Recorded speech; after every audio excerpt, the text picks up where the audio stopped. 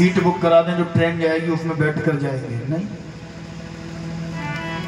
गरुड़ पुराण में वर्णन आता है महाराज 18 भयानक नगर मिलेंगे रास्ते में, 18 स्टेशन। कहीं पर किसी नगर में सामली की तलवार जैसी धार वाले वृक्ष होंगे, वृक्षों के पत्ते होंगे जो तुम्हारे शरीर पर चुभ रहे होंगे, शरीर पर देह पर एक भी कपड़ा नहीं होगा जिनसे तुम बच जाओ। कई गर्मा गर्म बालू पड़ी होगी, उस बालू पर चलकर तुम्हें जाना पड़ेगा। उसके लिए, उस यात्रा के लिए तैयारी करके रखो। उस यात्रा पर कब जाना पड़ जाए कोई पता नहीं महाराज, एक पल का भरोसा नहीं है। एक बार एक व्यक्ति की मृत्यु का समय आया। उस व्यक्ति ने कभी भी अपनी यात्रा पर जाने के लिए तैयारी नहीं कर पाई, केवल काय में लगा रहा, धन कमाने में, केवल धन कमाया। धन कमा कमा कर इतना खजाना इकट्ठा कर लिया, इतना खजाना इकट्ठा कर लिया,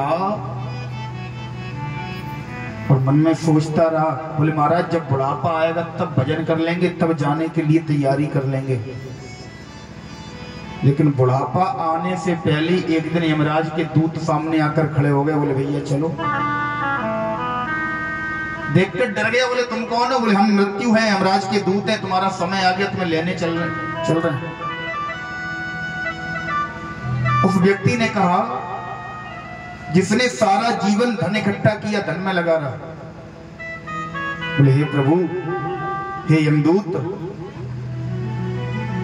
अभी तो हमने अपने लिए भजन नहीं कर पाया, अभी हमने अपने साधन का कोई, अपनी मुक्ति का कोई साधन नहीं कर पाया, मुझे कुछ समय दे दो। यम के दूतों ने कहा नहीं भैया, हम एक भी मिनट का समय नहीं दे सकते। इसने अपनी सारी तिजोरियां खोल दी, सारा भंडार खोल दिया, सारी संपत्ति यमदूतों के चरणों में रख दी। बोले भैया सब कुछ तुम ले लो, लेकिन एक मिनट का समय दे दो, ताकि हमारे बगल वाले कमरे में, बराबर वाले कमरे में मेरा बेटा सो रहा है, उसे मैं बता तो दूं कि हमने कहां कहां क्या क्या दे रखा है। यमदूतों ने कहा भैया एक मिनट तो छोड़ो, एक पल का समय नहीं दे सकते। उस दिन उस व्यक्ति को एहसास हुआ कि सारा जीवन जिस संपत्ति को कमाने में हमने लगा दिया, वो सारी संपत्ति देकर भी हम अपने जीवन का एक सेकंड नहीं खरीद सकते। सारा जीवन जो तुमने संपत्ति कमाई है ना, सारी संपत्ति लुटा देना, सारी संपत्ति दे देना, तुम अपने जीवन का एक पल नहीं खरीद पाओगे, एक पल, एक सेकंड। जिस दिन जिस प्रकार से तुम्हारी मृत्यु होनी है, उस दिन उसी प्रकार से होगी, कोई पता नहीं कब तुम्हारी मृत्यु आ जाए। इसलिए अपने जीवन के लिए बुढ़ापे की आस में मत बैठो कि महाराज जब बुढ़ापा आएगा तब हम भजन करेंगे। नहीं, बुढ़ापे में भजन नहीं होता। हमारे संत भगवान ब्रज में कहते हैं जब बुढ़ापा आता है ना तो पता है क्या होता है? जिस समय आपका बुढ़ापा आएगा, वृद्ध अवस्था आएगी, बोले आंख पर तनेगा जाला, नाक से बहेगा नाला। जरा सी सर्दी लगेगी, नाक आपकी शुरू हो जाएगी, नाक बहना शुरू हो जाएगी, नाले की भांति बहेगी। आंखों पर मोतिया बिंद की पुतली जम जाएगी, जाला जम जाएगा आंखों पर। आंख पर तनेगा जाला, नाक से बहेगा नाला, लाठी से पड़ेगा पाला जरा जिंदगानी में। पड़े पड़े बिस्तर में करोगे मलमूत्र त्याग, थूकते रहोगे वहीं पड़ी पीक दानी में। थूकने की कभी तुम्हारे अंदर इतना सामर्थ्य नहीं होगा ना कि महाराज अगर थूक भी आ रहा है तो बाहर उठकर थूक आए। इतना सामर्थ्य बुढ़ापे में तुम्हारी देह में नहीं रह जाएगा। बोले भक्ति क्या करोगे जब शक्ति ना रहेगी, राम नाम लेने की तुम्हारी बंद वाणी में, क्या सत्य भक्ति करोगे जब तुम राम नाम तुम्हारी जिह्वा से नहीं लिया जाएगा। जब बुढ़ापा आता है ना तो कंठ गुरगुराए थे, कंठ से घर घर आवाज आने लगती है। तुम राम कहोगे, राम राम कहोगे, घर में बहुएं, घर के बच्चे समझेंगे कि आप बाम कह रहे हो, आम कह रहे हो। तुम्हारे राम राम को कोई नहीं सुनेगा, मुख से शुद्ध राम नहीं निकलेगा तो क्या फायदा है। इसलिए भजन अगर करना है, भजन अगर करना है तो केवल किस समय करना चाहिए। बड़ा सुंदर भाव है। आइए एक छोटा सा भाव गुनगुनाते हैं और एक विचार कि कथा का समय जो बैनर में लिखा है 12 से 4 का ही रहना चाहिए। आज आप लोग अगर सुबह जल्दी निकले हुए हैं, अगर आप लोगों का मत हो तो आज कथा थोड़ी कम करके कल से अपने उसी समय पर रखी जाए, क्योंकि आप लोग सुबह आज कलश यात्रा से निरंतर यहीं लगे हुए हैं। आज थोड़ी कम कर दीजिए, 3 बजे तक। हाँ ठीक है, कल से 12 से 4 का समय कथा का रहेगा। आइए एक बहुत बड़ा सुंदर भाव, भजन कब करना चाहिए, कैसे करना चाहिए।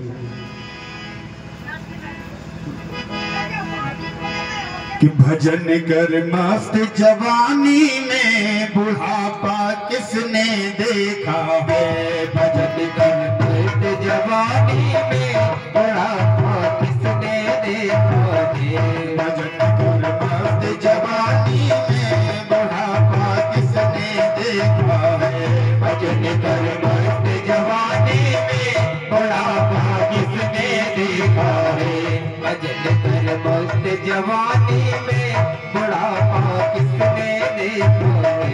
आँख से बहरे हो जाओगे, भजन तुम सुन नहीं पाओगे।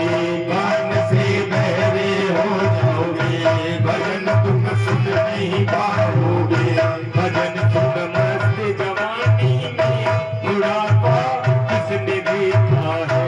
भजन सुन मस्त जवानी में बुढ़ापा किसने देखा है। भजन कर मस्त जवानी में बुढ़ापा किसने देखा है। भजन कर मस्त जवानी में बुढ़ापा किसने देखा है। आँख से अंधे हो जाओगे, आँख से अंधे हो जाओगे। दर्श तुम कर नहीं पाओगे, दर्श तुम कर नहीं पाओगे। दर्श कर मस्त जवानी में बुढ़ापा किसने देखा है। दर्श कर मस्त जवानी में बुढ़ापा किसने देखा है। दर्श कर मस्त जवानी में बुढ़ापा किसने देखा है। दर्श कर मस्त जवानी में बुढ़ापा किसने देखा है। मस्त जवानी में बुढ़ापा किसने देखा है। भजन कर मस्त जवानी में बुढ़ापा किसने देखा है। भूल से भूले हो जाओगे, भजन तुम गा नहीं पाओगे। भूखे हो जाओगे, भजन तुम गा नहीं पाओगे। भजन कर मस्त जवानी में बुढ़ापा किसने देखा है। भजन कर मस्त जवानी में बुढ़ापा किसने देखा है। भजन कर मस्त जवानी में बुढ़ापा किसने देखा है। भजन कर मस्त जवानी में बुढ़ापा किसने देखा है। भजन कर मस्त जवानी में बुढ़ापा किसने देखा है। बुढ़ापा किसने देखा है। बुढ़ापा किसने देखा है।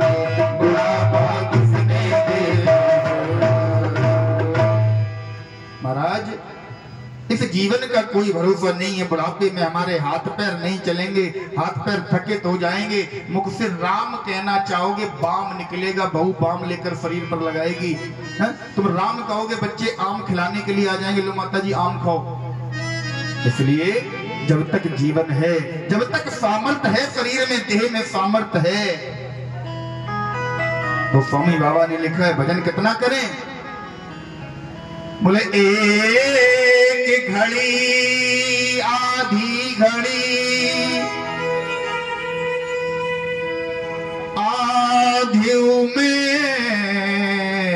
बुनियाद।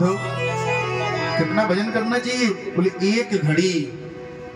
एक घड़ी होती है 24 मिनट की। बोले 24 मिनट का भजन करो। 24 मिनट का भी भजन नहीं कर पा रहे तो एक घड़ी आधी घड़ी, आधी घड़ी अर्थात 12 मिनट, 24 के आधे 12, आधियों में पुनी आध। बोले 12 के भी आधे कर दो अर्थात 6 मिनट। इतना भी अगर भजन आपसे नहीं बन रहा, इतना भी भजन अगर आप नहीं जान कर पा रहे, तो आप जानो और आपका काम जाने।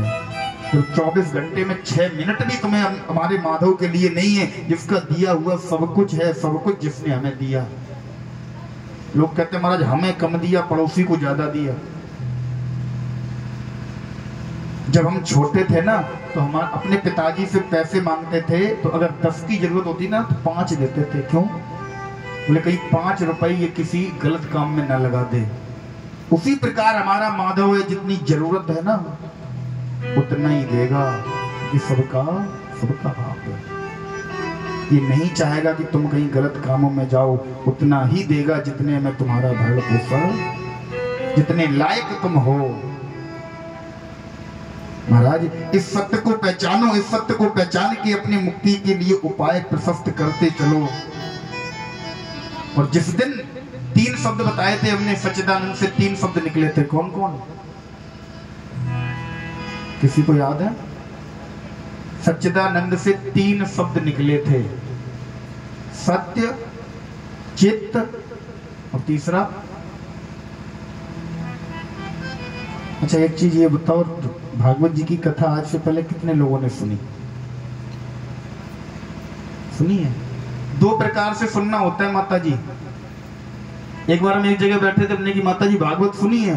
अरे बेटा भागवत तो हमने पता नहीं कितनी सुन डाली, कितनी सुन डाली। तो अब आप लोगों ने सुनी है या सुन के डाली है? सुन डाली। हाँ? कितनी तमाम कथाएं सुन डाली। तमाम कथाओं को सुनकर डालो नहीं, एक कथा को सुनकर डालो कहां, है ना? सुन डालो। सुनने में और सुनकर डालने में बहुत अंतर है। सुनकर डालना भी 2 प्रकार से होता है। बोले सुन डाली, सुनकर डाल दी, हटाओ खत्म।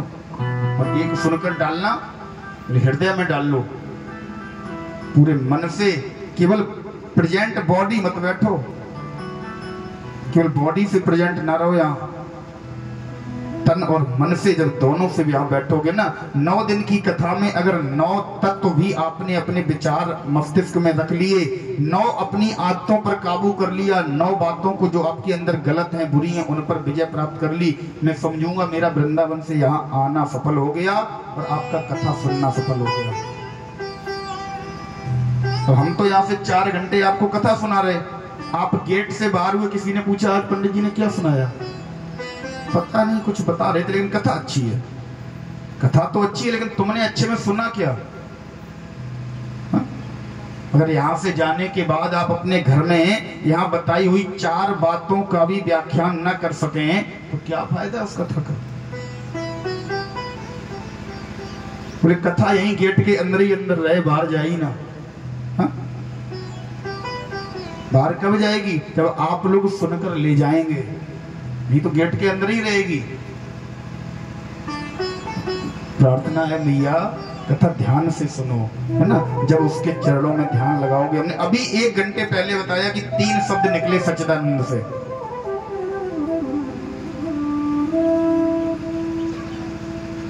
सच्चिदानंद से 3 शब्द निकले। पहला सत्य, दूसरा चित्त और तीसरा आनंद। सत्य क्या है? कितने लोग समझ गए सत्य क्या है?